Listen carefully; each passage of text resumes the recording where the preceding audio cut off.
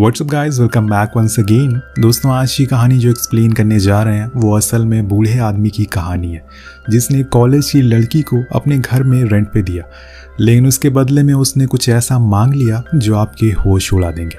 Mister Henry, जो कि एक रिटायर आदमी है, वो पेरिस में खुद के घर में रहते हैं। जैसे हर कोई अपनी रोज़मर्रा की ज़िंदगी जीता है वैसे वो भी जी रहे हैं। वहीं दूसरी ओर हम क्लार्क नाम की लड़की को देखते हैं जो आज 5वीं बार अपनी ड्राइविंग टेस्ट दे रही है और उसकी ड्राइविंग को देखकर लगता है कि शायद आज वो फिर से फेल होने वाली है। खैर, इसके बाद वो अपने डैड की शॉप पर जाती है उनकी मदद करने के लिए, लेकिन क्लार्क इतने में से खुश नहीं है। उसके सपने बहुत बड़े हैं, उसके लिए वो पेरिस जाना चाहती है और वहीं पर रहना चाहती है, लेकिन इसके लिए उसे पहले वहाँ कोई घर लेना होगा। और इसकी शुरुआत होती है मिस्टर हेनरी के घर से, जहाँ पर वो जाती है, लेकिन उसका बर्ताव उसके प्रति कुछ ठीक नहीं था। मिस्टर हेनरी बहुत ही चिड़चिड़े किस्म के इंसान थे और इसीलिए उसे देखते ही वो गेट बंद कर देते हैं। लेकिन बाद में क्लार्क उसे बताती है कि उनके बेटे ने न्यूज़पेपर में आर्टिकल दिया था कि वो ऊपर वाला रूम रेंट पर देना चाहते हैं, इसलिए मैं यहाँ पर आई हूँ। वो गेट खोलता है और उसे अंदर आने को बोलता है। ऊपर जाते समय क्लार्क देखती है कि वहां पर एक पियानो रखा हुआ है जो बहुत ही साफ है और ऐसा लग रहा था कि जैसे इसे कोई छूता तक नहीं है। और जब उस पियानो की नज़र क्लार्क पर पड़ती है तब हेनरी उसे टोक देता है और कहता है कि उसके करीब जाने की भी कोशिश मत करना। वो उसे रूम दिखा देता है जो उसे काफ़ी पसंद भी आता है, लेकिन हेनरी को ये मंजूर नहीं था वो अपने घर पर किसी और को रहने दे और इसीलिए वो पूरी कोशिश करता है कि वो उसे रूम ना अलॉट कर सके और आखिर में वो रेंट ज़्यादा बढ़ा देता है। अब जिसकी वजह से क्लार्क को मजबूरन दूसरे ब्रोकर के पास जाना पड़ता है दूसरे घरों को देखने के लिए, लेकिन वो हेनरी के घर के मुताबिक बहुत ही छोटे थे, इसलिए वो उसे कुछ खास पसंद नहीं आते और वो फिर से अपने घर लौट जाती है वही पुराने कामों को करने के लिए। यहाँ में कुछ दिन बाद पता चलता है कि उसका एक मैरिड आदमी के साथ रिलेशन भी है। जब वो उसके साथ होती है तभी उसके पास हेनरी की कॉल आती है और लकीली वो कहता है कि तुम हमारे यहाँ पर रह सकती हो। और ये सुनकर क्लार्क बहुत ही ज़्यादा खुश होती है और एलेक्स को भी इस बारे में बताती है, लेकिन क्लार्क उसे छोड़कर नहीं जाना चाहती थी। पर एलेक्स को इस बात से ज़्यादा कुछ फ़र्क नहीं पड़ता। वो अपने घर वालों को ये न्यूज़ बताती है और फिर अगले दिन अपने सामानों को लेकर निकल जाती है पेरिस में रहने के लिए, उसके सपनों का शहर जहाँ पर रहना शायद हर किसी का सपना है। वो हेनरी के घर पहुँचती है और वहाँ उसे थैंक यू कहती है कि उन्होंने उसे यहाँ पर रहने की इजाज़त दे दी, लेकिन यहाँ हेनरी तो उसे एक बुक थमा देता है जिसमें यहाँ पर रहन सहन के सारे रूल्स और रेगुलेशन लिखे हुए थे, जैसे कि रात में जल्दी घर आना, ड्रिंक मत करना, तेज़ म्यूजिक ना सुनना, बस ऐसे ही बहुत सारे रूल्स जो क्लार्क को थोड़ा अजीब लगते हैं, लेकिन वो मान जाती है और अपने रूम में जाकर सारे सामानों को रख देती है। अब रात होने पर जब वो नीचे आती है तो देखती है कि हेनरी अपनी डॉटर इन लॉ वैलेरी के साथ झगड़ रहा है, जिससे उसे पता चल जाता है कि शायद उसकी उससे बनती नहीं है और वो उसके साथ नहीं रहना चाहता। और जब वो क्लार्क को देखता है तो उसे अपने और वैलेरी के रिश्ते के बारे में बताता है। वो उसके बेटे को उससे दूर ले गई, वरना वो तो उसके साथ ही रहने वाला था। और वैलेरी का कहना है कि उसे यहाँ पर नहीं बल्कि किसी ओल्ड एज होम में रहना चाहिए, क्योंकि मैं बूढ़ा हो चुका हूँ और अब किसी काम का नहीं रहा। एक दिन घर में क्लार्क अकेले होती है तो वो बैठे बैठे बोर हो रही थी कि तभी उसकी नज़र उस पियानो पर पड़ती है जिसको हेनरी ने प्ले करने से मना किया था। लेकिन वो कहते हैं ना कि जो चीज़ गलत होती है वही करने में मज़ा आता है इंसान को, तो यहाँ पर भी क्लार्क उसे प्ले करना शुरू कर देती है। वो बचपन में पियानो सीखा करती थी, लेकिन उसने फिर अपने घर वालों की वजह से पियानो सीखना छोड़ दिया और इसके बाद वो अपने कामों में बिजी हो गई। तभी वहाँ पर हेनरी आता है और उसे पियानो के पास बैठा हुआ देखकर बहुत गुस्से में आ जाता है और फौरन इस घर को छोड़कर जाने को कहता है। क्लार्क उसे माफ़ी मांगती है, लेकिन हेनरी उसे रेंट मांगता है एडवांस में, लेकिन उसके पास तो अभी पैसे है ही नहीं क्योंकि अभी उसने कहीं जॉब भी नहीं ढूंढी है, इसीलिए उसके पास कोई ऑप्शन नहीं बचता। लेकिन यहाँ हेनरी कहता है कि ठीक है, तुम रेंट मत दो, लेकिन उसके बदले तुम्हें मेरे लिए एक काम करना होगा। मैं तुमसे पैसे नहीं लूंगा, अगर तुमने मेरा ये काम कर दिया तो 6 महीने का रेंट तुम्हारा फ्री। अब ये सुनकर क्लार्क को थोड़ा अजीब लगता है, पर वो उसकी बातें सुनती है और फिर वो कहता है कि मैं चाहता हूँ कि तुम मेरी बेटे की शादी को तोड़ दो, यानी कि पॉल के करीब आने की कोशिश करो तुम, और जब इस बारे में वैलेरी को पता चलेगा तो वो उससे रिश्ता तोड़ देगी और फिर तुम भी आराम से रहना। क्लार्क कहती है कि अगर ऐसा नहीं हुआ, कुछ उल्टा हो गया, फिर क्या होगा? तो वो कहता है कि ऐसा नहीं होगा कुछ, मैं अपने बेटे को अच्छे से जानता हूँ, तुम्हें बस उसे अपनी ओर अट्रैक्ट करना है।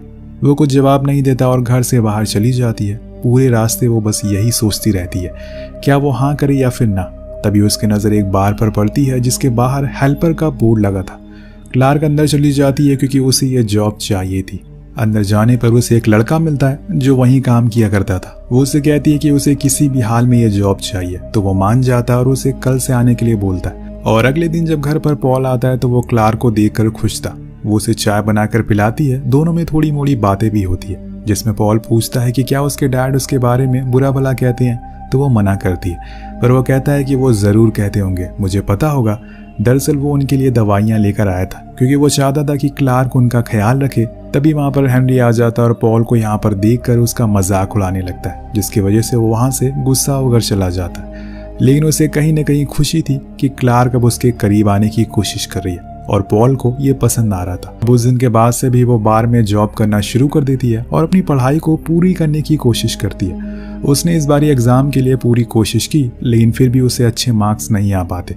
लेकिन उसने ठान लिया था कि वो फाइनल के पेपर में अच्छे नंबर से पास होगी। उसने अब हेनरी से भी दोस्ती करना शुरू कर दी थी क्योंकि वो ऐसे अकेले इस घर में बोर हो जाती थी। संडे वाले दिन हेनरी ने पॉल और वैलेरा के लिए कुछ लंच रखा था, जिसमें वो क्लार्क से कहता है कि वो खाना बना कर लाए ताकि पॉल इम्प्रेस हो सके।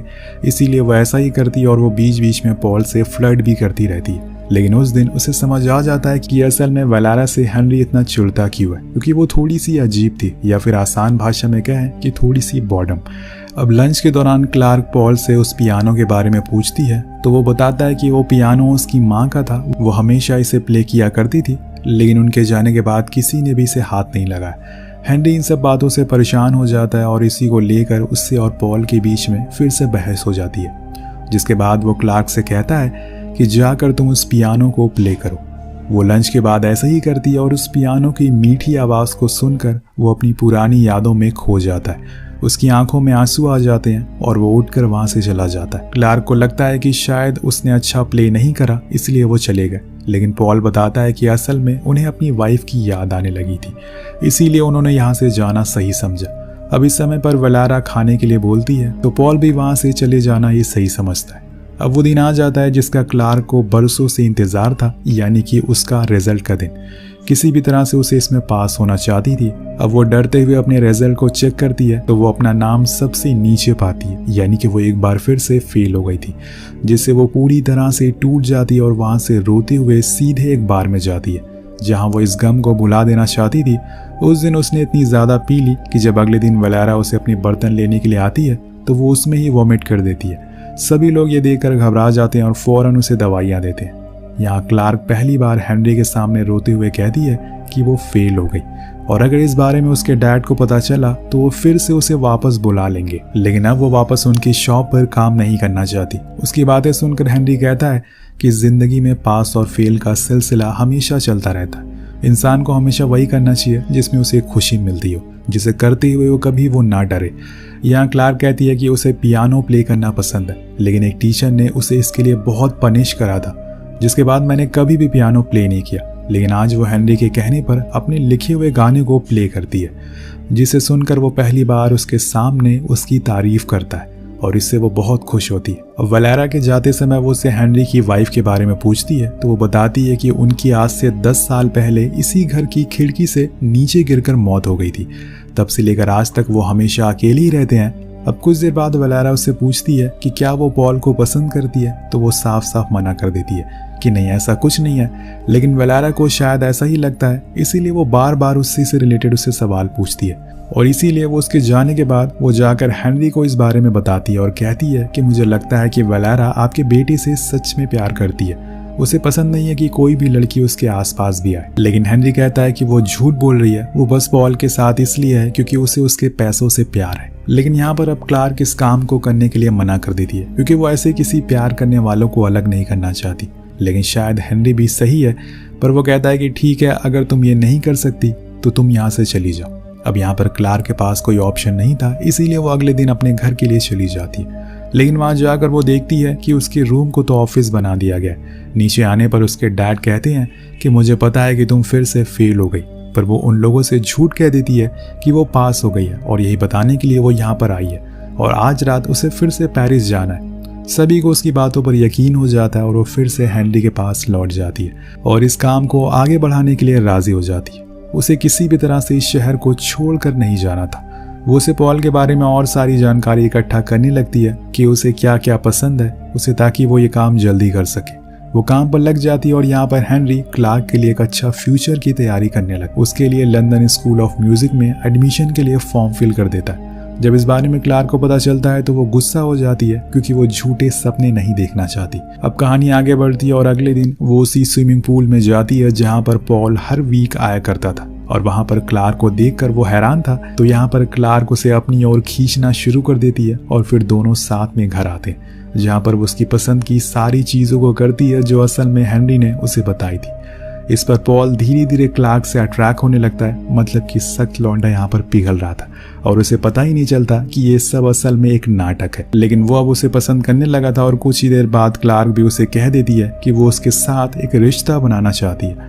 लेकिन पॉल कहता है कि वो उससे बहुत छोटी है और ऐसे में वो ये कर नहीं सकता। तो ये सुनकर क्लार्क को खुद से नफरत हो जाती है। उसे लगता है कि शायद वो गलत कर रही है। लेकिन उसके पास हेनरी आकर बताता है कि पॉल तुम्हें मैसेज जरूर करेगा, तुम्हें बस इस शादी को तोड़ना है, उसके आगे कुछ नहीं करना है। वो मान जाती है और अगले दिन वो उसी बार वाले लड़के के साथ क्लब में जाती है जहाँ पर वो लड़का कहता है कि उसे क्लार्क के साथ डेट पर जाना है। लेकिन यहाँ तो क्लार्क की नजर वहाँ के डीजे पर थी, जिसकी वजह से वो लड़का उनसे दूर चला जाता और फिर क्लार्क उस डीजे के साथ इंटीमेट होती है। लेकिन अगले ही सुबह होते ही उसके पास पॉल का मैसेज आता है जो उसे बताता है कि अब वो उसके साथ अफेयर करने के लिए तैयार है। इतनी आसानी से उसने पॉल को फंसा लिया और इसीलिए वो उसके साथ बार में जाता है जहाँ वो काम किया करता था। उससे कहता है कि चलो हम क्लब चलते हैं। दोनों उसी क्लब में जाते हैं जहाँ पर वो डीजे काम करता था।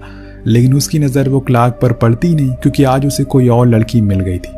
मतलब सब लोग अपने में मस्त है। खैर वहां से निकलकर क्लार्क अपनी कहानी उसे सुनाने लग गई थी कि कैसे वो यहाँ तक आई, उसके मॉम डैड उसे प्यार नहीं करते और इसी बीच वो पॉल को किस करती है और फिर वहां से चली जाती है।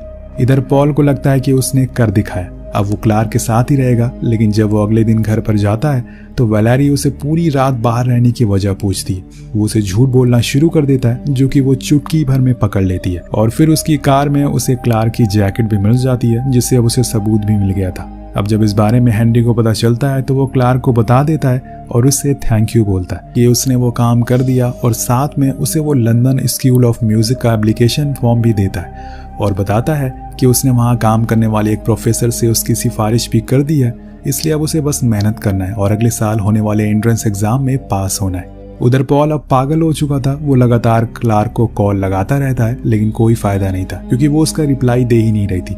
लेकिन जब बहुत दिन बीत जाते हैं तो वो उसके वर्किंग प्लेस पर जाता है तो यहाँ क्लार्क उसे बताती है कि उसने वो जो सब भी किया वो बस एक गलती थी और अब किसी और लड़के के साथ वो रिलेशन में जो कि उसी के एज का है। ये सुनकर पॉल पूरी तरह से टूट जाता है क्योंकि अब वो दोनों तरफ से अकेला पड़ गया है, ना घर का ना घाट का, करो और अफेयर।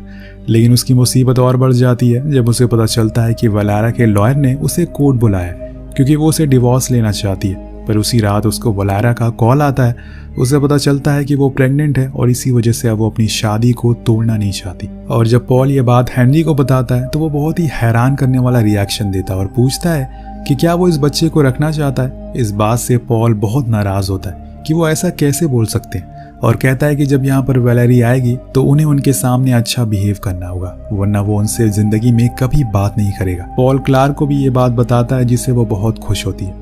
फिर दोनों अपने ही अपने रास्ते निकल जाते हैं। क्लार्क भी अब खुश रहने लग गई थी लेकिन एक दिन उसके पास उसके डैड का कॉल आता है क्योंकि उन्हें पता चल चुका था कि उसने उनसे झूठ बोला कि वो पास हो गई है और इसीलिए वो उसे घर बुला रहे हैं। और वो ये बात हेनरी को भी बताती है। उस दिन वो बहुत ज्यादा शराब पी रही थी जो कि हेनरी को बिल्कुल पसंद नहीं आता क्योंकि इसी शराब की वजह से उसकी बीवी उस दिन खिड़की से नीचे गिरकर मारी गई। खैर अब वो दिन आ गया है जब क्लार्क को अपने घर की ओर जाना था लेकिन तभी वहाँ पॉल और वैलेरी भी आ जाते हैं। वो लोग घंटों तक हेनरी का इंतजार करते हैं। जब वो वहाँ पर आता है तो वैलेरी ने उसको अपने बच्चे के बारे में बताती है और हेनरी यहाँ पर ना चाहते हुए भी उसे खुशी का नाटक करना पड़ता है। फिर वो अपने कमरे में चला जाता है जहाँ पर उसके पास क्लार्क आती है उसे आखिरी बार अलविदा कहने के लिए। लेकिन यहाँ हेनरी कहता है कि उसके बहुत सारे सपने थे लेकिन जब उसने उन्हें पूरा करने का सोचा तब तक वो बूढ़ा हो गया, इसीलिए तुम्हें भी अपने सपनों को अभी पूरा करना होगा। जिंदगी का कोई भरोसा नहीं है। ये सुनकर क्लार्क को समझ आ जाता है कि उसे क्या करना है,